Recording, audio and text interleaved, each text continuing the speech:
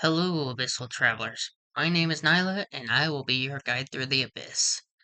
Before we get into today's video, I want to go over a little bit about what direction I'm going to be taking this channel um, in regards to these types of videos.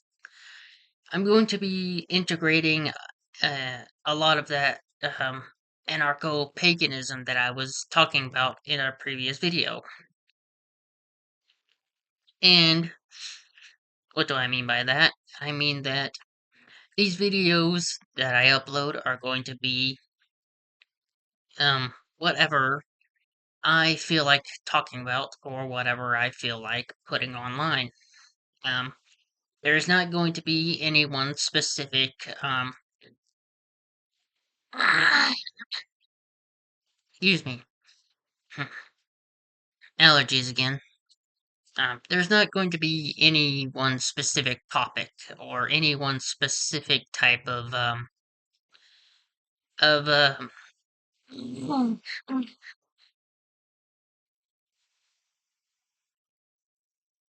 my throat is dry. There's not going to be a specific type of genre for this channel. I'm into a lot of different things when it comes to spirituality. I get into witchcraft. I get into baneful magic. I go through times when I like to do tarot. I just have a lot of different uh, I have a lot of different types of practices integrated into what I would call my spiritual journey or my spiritual path. And so because of that, I never stick to one specific type of practice.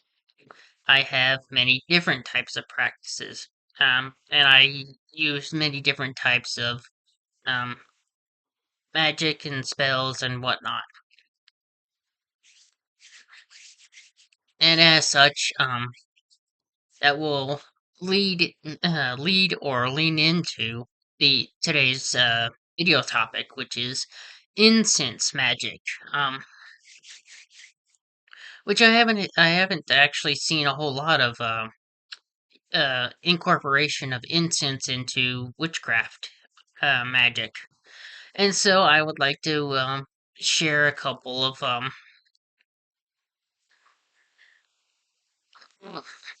Sorry, my throat is really dry. Um, I don't. It's gotten cold again uh over here after having been warm. The temperature keeps going up and down and up and down. It's all kinds of crazy, and it's really messing with my allergies. So if I do pause, it's because my throat is draining, and yeah, apologize for that. But anyway, incense magic. And what do I mean by incense magic?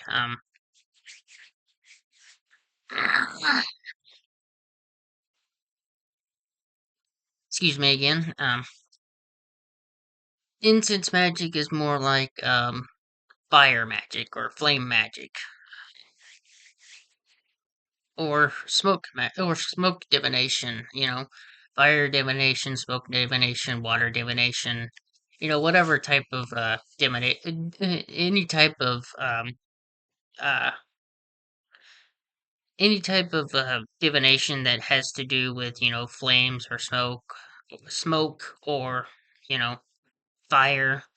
Um, you can also do that with incense in the smoke, um, because incense, tends to have a very specific way that the way that the smoke goes up in a straight line in a straight stream. When there is variations in the smoke and there's not any air movement, um, you can use that for divination purposes, um, and you can also use that as a You can use it as a sign that your god or goddess is answering you if you're going to be asking questions via, tarot or whatever. If you set up some incense, you can use that straight stream of smoke. If you know, yeah, you'll need to make sure that there's no airflow that's going to disturb the smoke. But you can use that as a form of communication and a form of confirmation. You can also use it for like yes or no questions and answers. You know, um, and it's very useful for that. Incense, it being a type of burning, can also be used for cleansing spells. You can use not only the incense but the smoke itself for cleansing.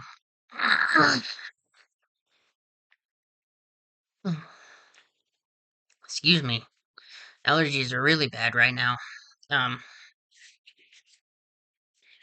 but you can use it for cleansing.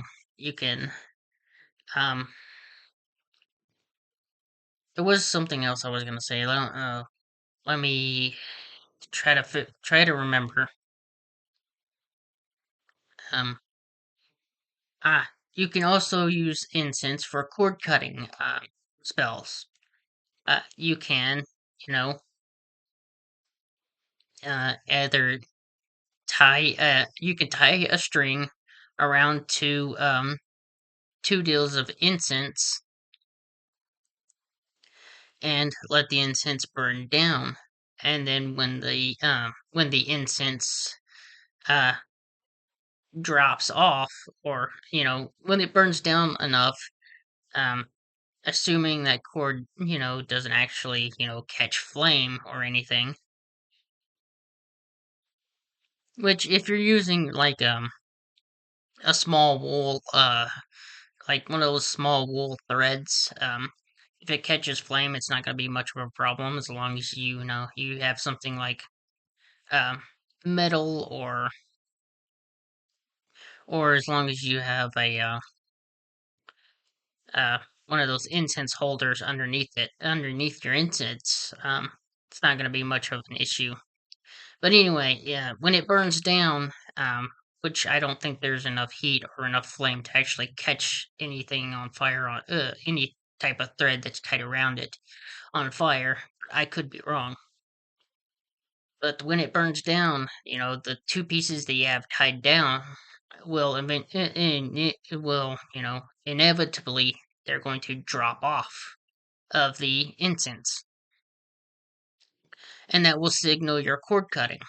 Of course, you might need two different incense holders for that to work, or you can buy one of those large incense holders that has two incense things on either side, and you can do that. You can do it that way. You can use incense in activation of a spell. And when you're going to activate a spell, instead of writing whatever it is out on paper and burning it to activate it, you can instead um, recite your spell out loud and then light some incense in order to um, activate that spell, because it is fire, it is activation, it is it's it is all of that combined. Um, incense is uh,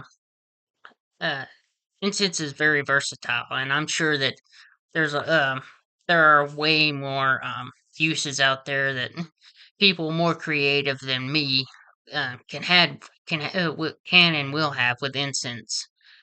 But um, seeing as how I haven't seen incense really be used um, in any type of magic other than the obvious offering to a god or goddess is kind of, um, limiting, it's limiting the possibility of its uses and the possibility that you have to use something like incense that isn't, very costly in your spells themselves. And so, um, take some incense and go get creative. Go get creative with it. Create your own spells. Make your own spells with incense. That's what anarcho paganism is all about. That's what anarcho witchcraft is about. It's about taking things that people wouldn't normally think about using and turning it into something that you can use as a tool in your witchcraft. No matter what it is. Um, there are all kinds of everyday items that you can, toss into a spell, toss into your spell work. Um, sorry. This shirt is making me itch. Anyway, but yeah, there you can use all types of different things, not you know, incense included for all kinds of different spell work. Um, you could take uh, an old metal can or a can of something that you just drink, a can that you just drink fully. You can get a knife, cut off the top of it, and um, turn that into a planter, a tiny planter, you know, and use that for green witchery. There's all kinds of things that you can do with everyday, ordinary, everyday items um, that don't get used often. And so, that's what it's all about. That's what anarcho paganism is all about. That's the uh, that's the spirit of it, right? So we take things that people don't think to use, or wouldn't consider witchy enough, to be used in spell work and in witchcraft, and we make them work for us. We take our creativity and we use that creativity to um, make and create our own types of practices and spell work, um, regardless of what they are. And I'm not gonna be judgmental if you're doing baneful magic or if you're doing, the old left-handed path, black magic stuff.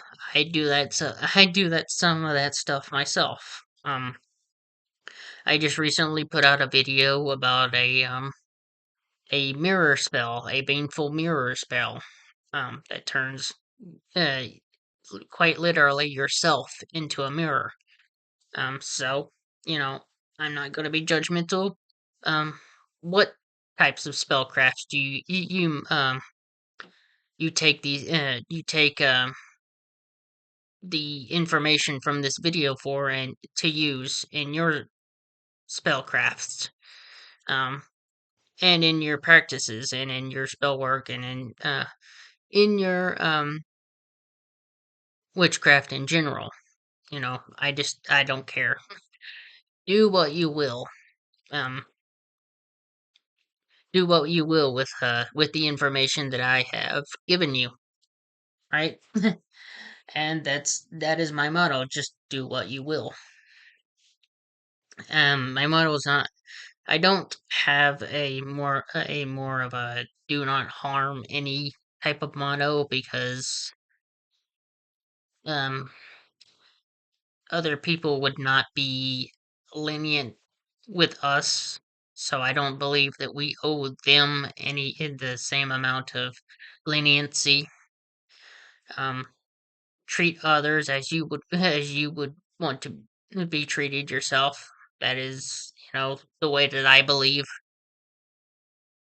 And if someone is going to be, If someone is going to be harmful, someone's going to be, dangerous or verbally abusive, whatever it might be, then they're going to get that back from me. And that's how you should treat everything. Even in witchcraft, all of these love and light, witches, love and light witches, those are people that come from Christianity and they don't understand that witchcraft is a very gray area. There is no light, and there is no light magic. There is no dark magic. It's all of that stuff is just nonsense, as I've stated in a video already. Going all going through that entire conversation about you know white magic and black magic. But anyway, that's going to wrap up this video for today. I hope this video has been insightful and informative for you guys. If you did enjoy the video, please leave a like down below. It helps out the channel. Leave a comment. Let me know your thoughts and opinions. I hope this video has earned your subscription, and I will see you guys in the next video. Bye.